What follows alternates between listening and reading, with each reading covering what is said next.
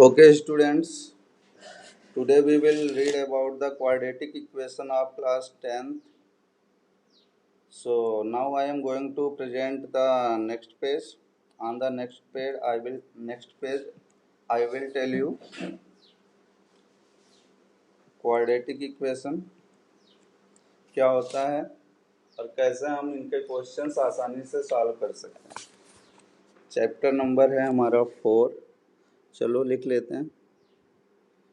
Chapter 4 quadratic equations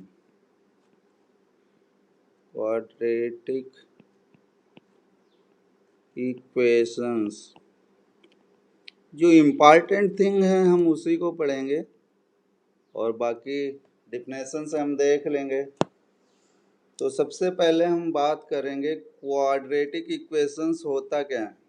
quadratic equation क्या होता है? Quad means two any equation which has the highest power of variable is 2 is called quadratic equation. Simple हम लोग बोल सकते हैं कि ऐसी इक्वेशन जिसमें highest power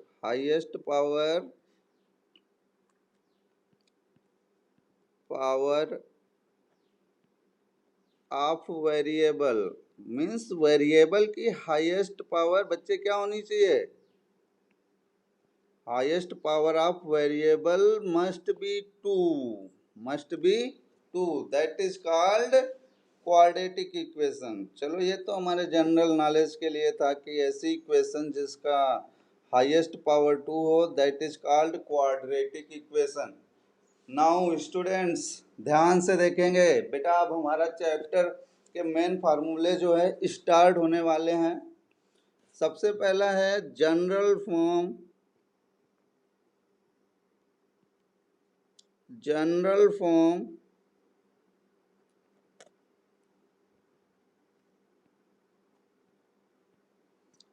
of quadratic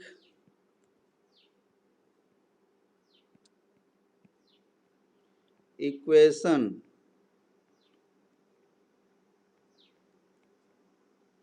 general form होती है क्वाड्रेटिक इक्वेशन की ax² plus bx plus c equals to 0 where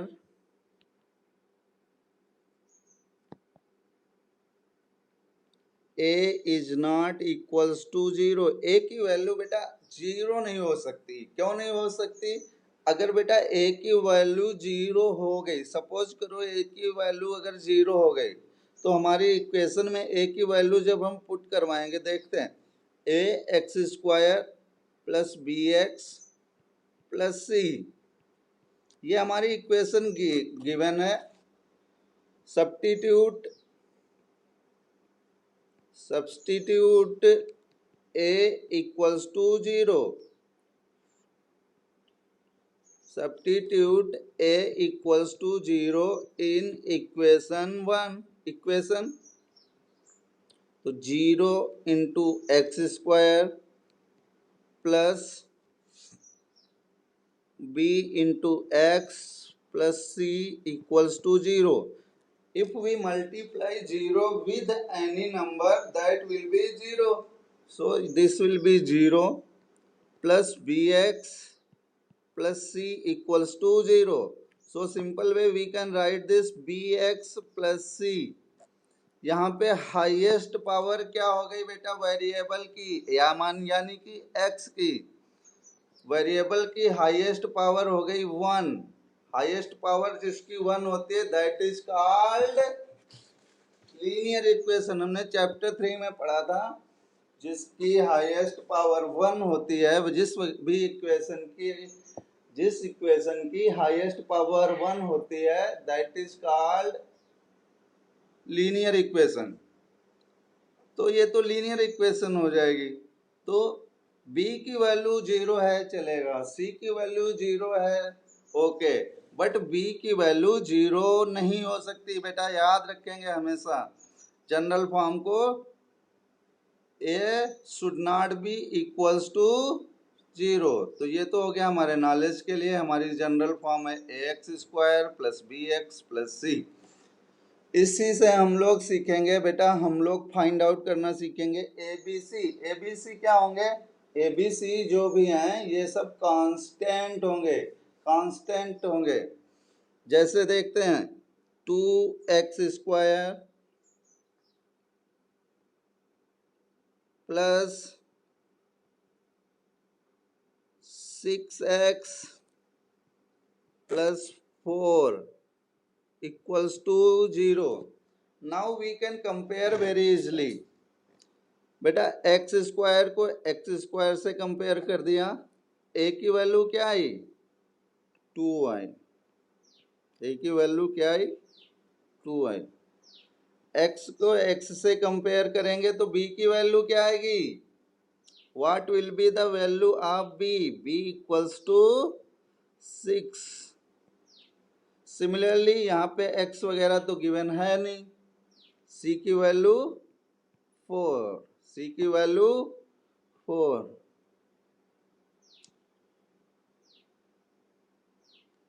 किसी को डाउट नहीं होगा बेटा, पॉज करके मेरे वीडियो को फिर से देख लेंगे एक बार।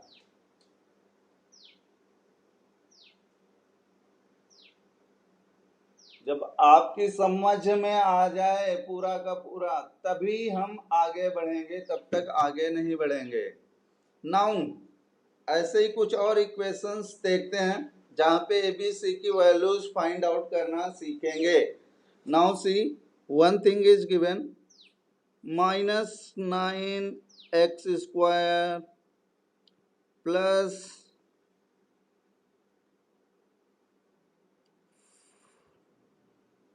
13x minus equals to 4, equals to 4। This is given equation and it is saying find out the value of a b c। सबसे पहला काम बेटा हम क्या करेंगे, ए बी सी की वैल्यू फाइंड आउट करने के लिए इससे जनरल फॉर्म जो होती है ना उसके फॉर्म में कन्वर्ट कर लेते हैं। 9 -9x² plus 13x equals to 4 given है। 4 की जब साइड चेंज करेंगे we will carry this 4 left hand side, it will be -4 equals to 0। Now beta we will compare ax² plus bx plus c equals to 0। Now x² से x² compare हो गया, value of a is 9, a value -9, b value x से x compare, b की value 13। Same way c value, here is plus, here is minus, so we will take minus also। c value is -4। any doubt to anyone? अगर doubt नहीं है तो और देखेंगे आगे, next page पे चलते हैं और एक एग्जांपल देखते हैं इसका। 7x² equals to -17। we will write this। पहली बात तो हमें जनरल फॉर्म के फॉर्म में लाना है, तो we will write 7x² minus है तो क्या हो जाएगा plus 17 equals to 0। Now we will see here अगर a x square plus b x plus c से कंपेयर करें तो इक्वल्स टू 0।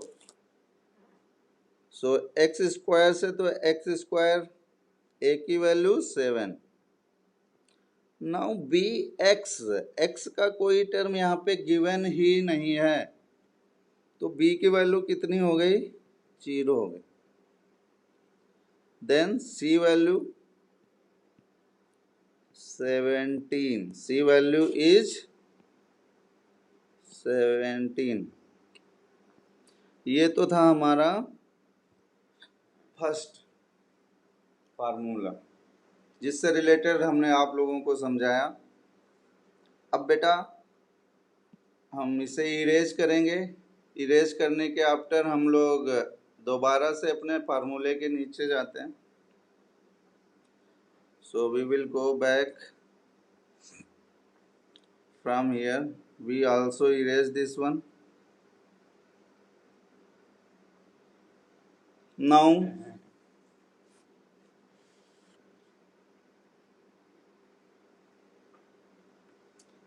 ऐसे ही बेटा हम लिखते हैं इक्वेशन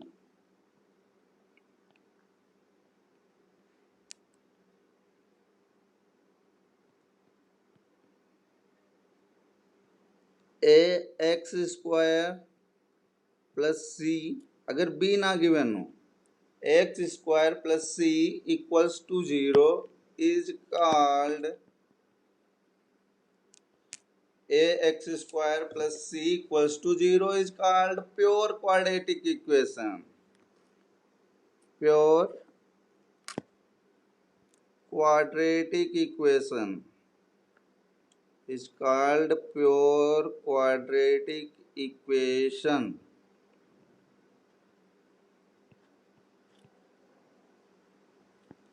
ओके, मुझे नहीं लग रहा है इसमें कोई डाउट होगा, क्योंकि इससे रिलेटेड हम एग्जांपल पहले ही बता चुके हैं। X square plus C directly given हो, जैसे गिवन है 9x square plus 8 equals to 0, this is pure quadratic equation, this is pure quadratic equation। Now come to the third concept, the value of variable। Third concept है हमारा the value of variable, the value of variable which satisfies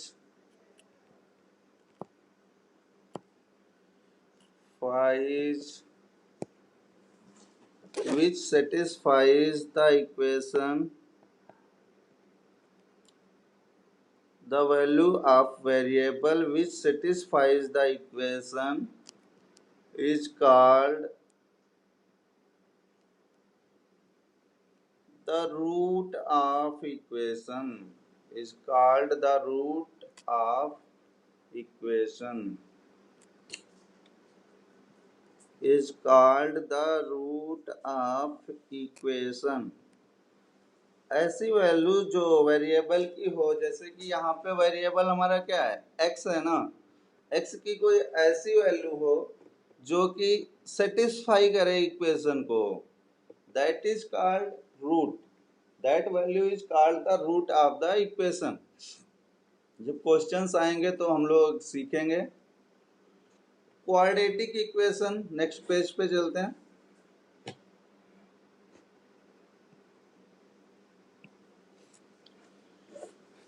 quadratic means highest power 2, ऐसी equation जिसकी highest power 2 होती है, that is called quadratic equation.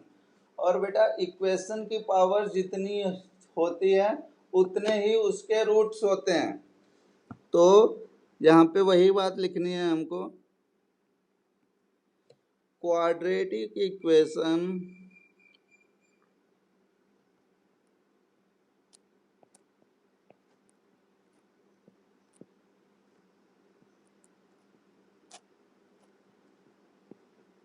has almost two roots. Quad means two, तो word से ही समझ में आ रहा है। कोई पूछता है आपसे क्वाड्रेटिक इक्वेशंस के सॉल्यूशन कितने होते हैं, टू सॉल्यूशन होते हैं। रूट्स कितने होते हैं, टू रूट्स होते हैं। इसमें कोई डाउट वाली बात नहीं है। तो जनरली हम लोग बता देंगे क्वाड्रेटिक इक्वेशन के टू रूट्स होते हैं। क्वाड्रेटिक इक्वेशन को सॉल्व करने के मेथड्स के बारे में हम लोग देखते हैं। Methods of solving quadratic equation.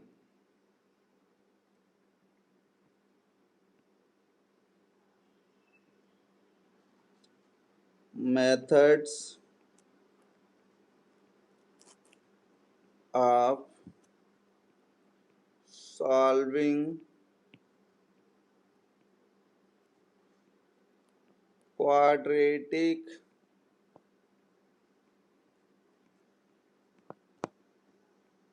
equations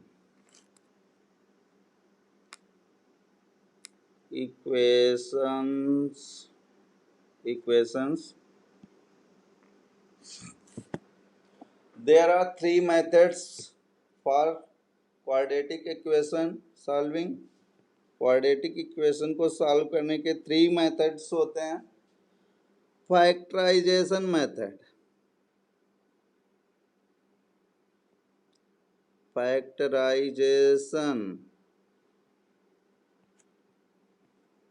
factorisation method,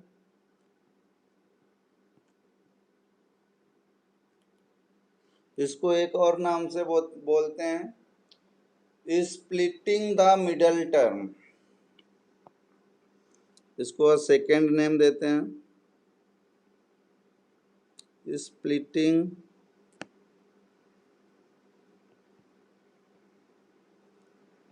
the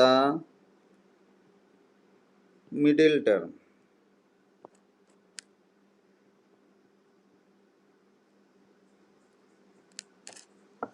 Second one is called completing the square method, completing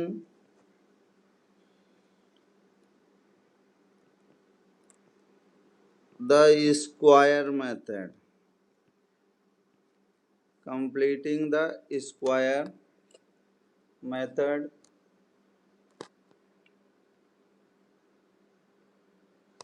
Third one is quadratic formula method, quadratic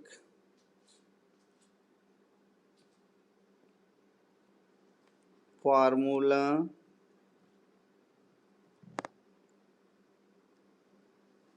method. इसको एक दूसरे नाम से भी जानते हैं। मैथमेटिशियन थे, इंडिया के ही थे, Shridharacharya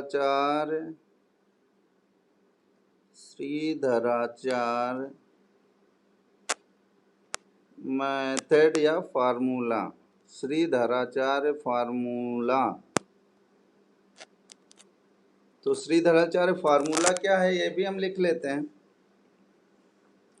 minus B plus minus root of B square minus 4ac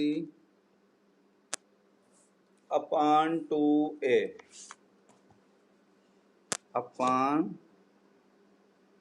2a x equals to, बहुत इंपॉर्टेंट फार्मूला है, इसको याद करके रखना है। ABC की वैल्यू हमें फाइंड आउट करना ऑलरेडी आता है। यहाँ से x equals to minus B plus minus root of B square minus 4ac upon 2a। This is called the quadratic formula method. Now We will find out how we can calculate discriminant. It is denoted by D. We will see on the next page.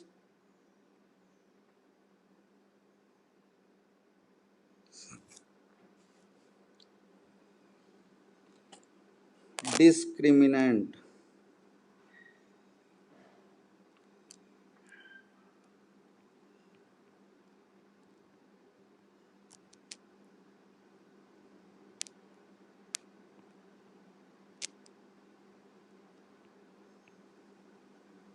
Discriminant को बेटा हम लोग हिंदी में बोलते हैं विविधकर। हिंदी में क्या बोलते हैं? विविधकर। Denoted by D. Capital D से इसको डिनोट करते हैं। फार्मूला होता है D equals to B square minus 4ac। आपको इसकी ज़रूरत नहीं है, आप चाहो तो लिख लो, आपके नॉलेज के लिए है, नहीं तो कोई ज़रूरत नहीं है बेटा। डिस्क्रिमिनेंट आएगा या फिर आएगा find out D. Nature of roots of quadratic equation. Nature क्या होता है? Nature of, sorry spelling mistake हो रही है, NATURE। Nature of roots of quadratic equation. Nature of roots of quadratic equations।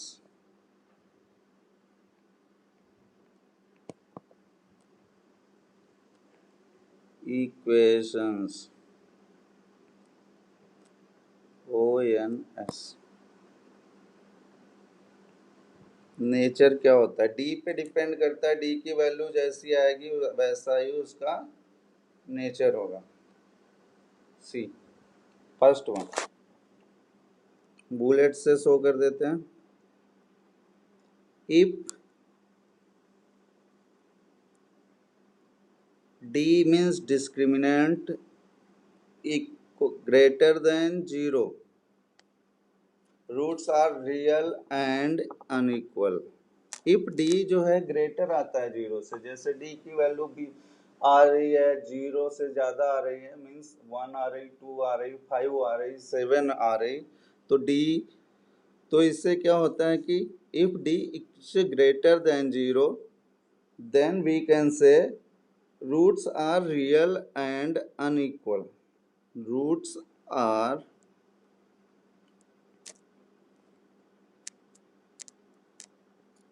Real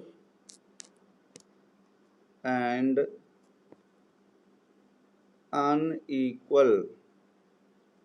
roots are real and unequal। Second thing देखते हैं, एक तो 0 से ज़्यादा हो सकती है, दूसरी कंडीशन अगर d के इक्वल आ गई, d इक्वल्स टू 0 आ गया तो रूट्स कैसे होंगे आपके? Roots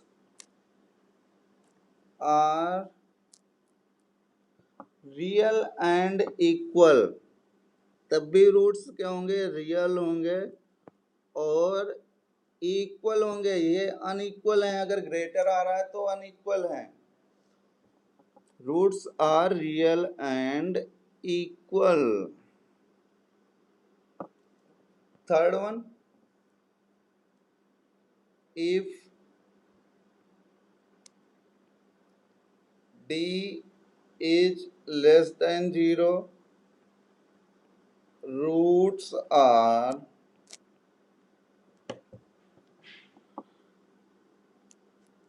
unequal and imaginary। means minus के आएंगे, इमेजिनरी।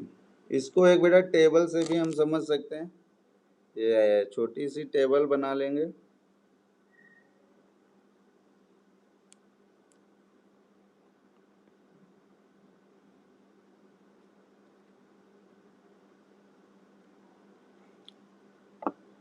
इसमें एक तो सीरियल नंबर डाल देंगे,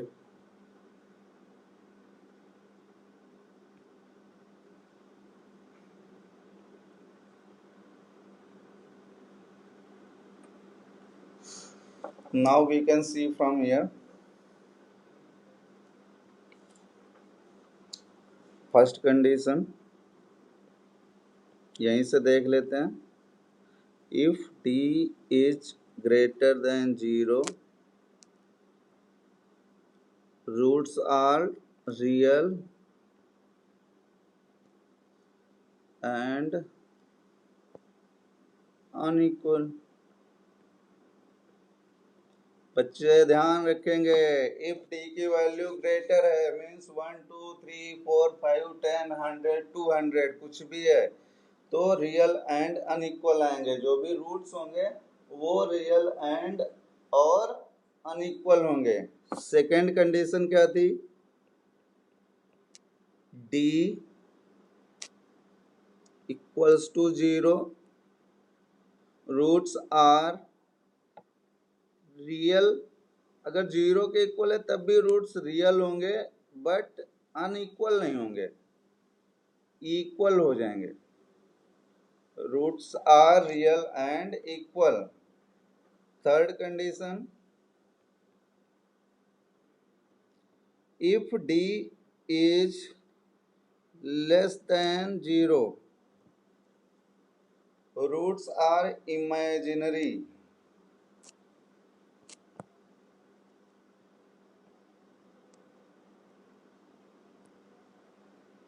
roots are imaginary. Okay, very good. यहाँ से आपके कॉन्सेप्ट खत्म होते हैं सारे के सारे। Thank you for watching. Thank you for watching my video।